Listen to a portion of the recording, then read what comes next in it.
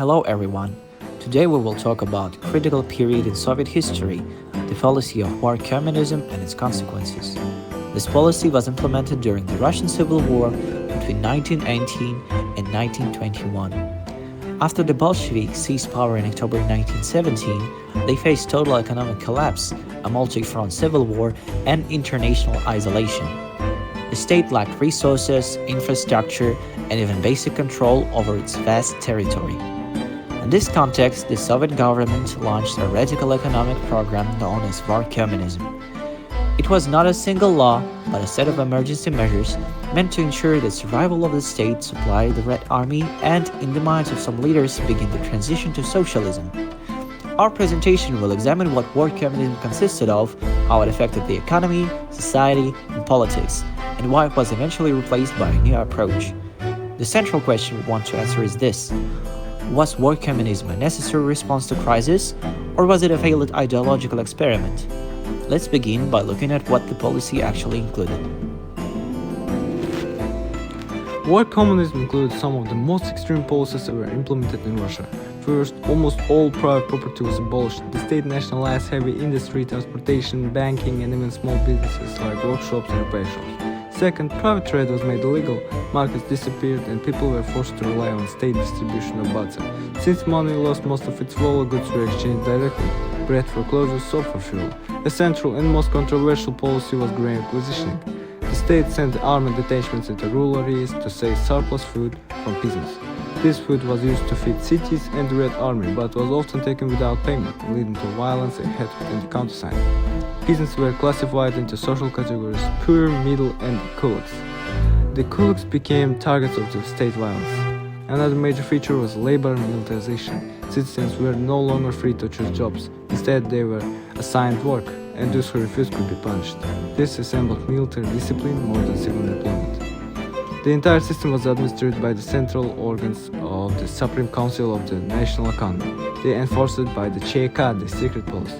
The goal was not only to win the civil war, but to eliminate capitalism and create a planned socialist economy by force.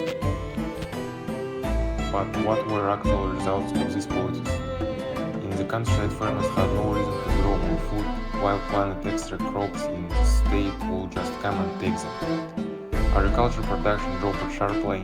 In many cases, even seed grain was taken, leaving nothing for the next planting season.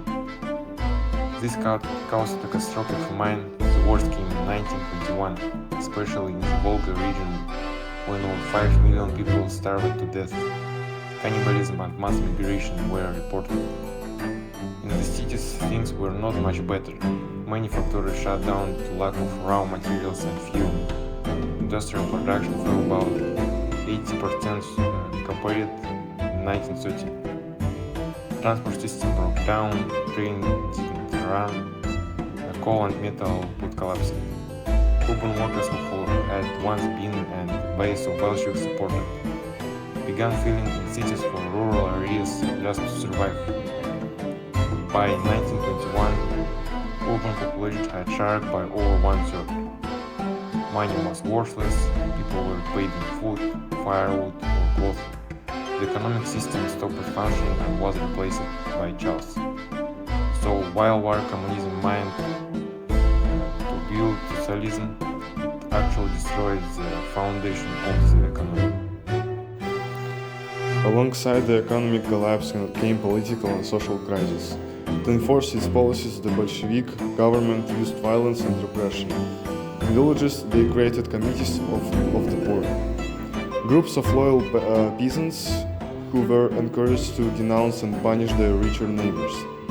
This created deep divisions in rural communities. Armed conflicts erupted. Resistance was often met with arrests, executions, and deportations.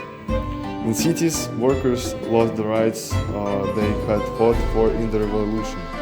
Trade unions became tools of the state. Strikes were banned. Soviets lost real power. Decisions came from Moscow. The ЧК expanded its authority, creating a climate of fear. Thousands were arrested or executed as counter-revolutionaries, often without trial. The state became highly centralized and authoritarian. what some historians call the beginning of the Soviet command system.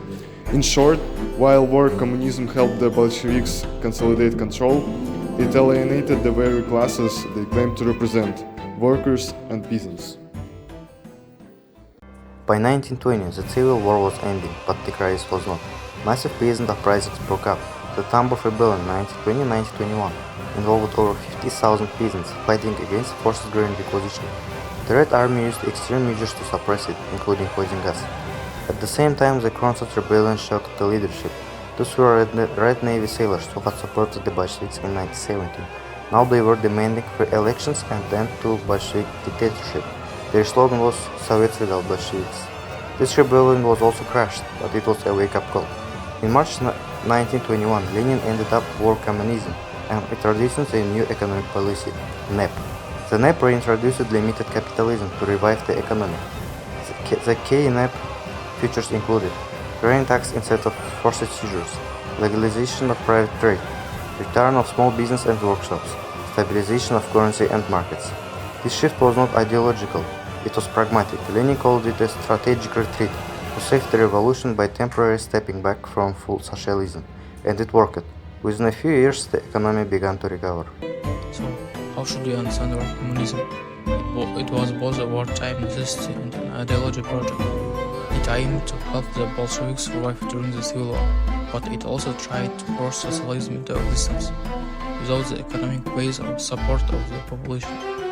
The consequences were devastating: economic collapse, industrial ruin, widespread famine, rural rebellion, loss of political support, and harsh political repression.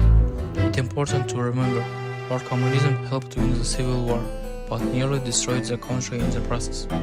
By 1921, it was clear that continuing this policy would lead to total disaster. The new economic policy was a necessary correction, a way to restore stability while keeping power. In conclusion, war communism is a powerful example of how radical ideology, when combined with emergency conditions, can lead to unintended and tragic outcomes. Thank you for your attention.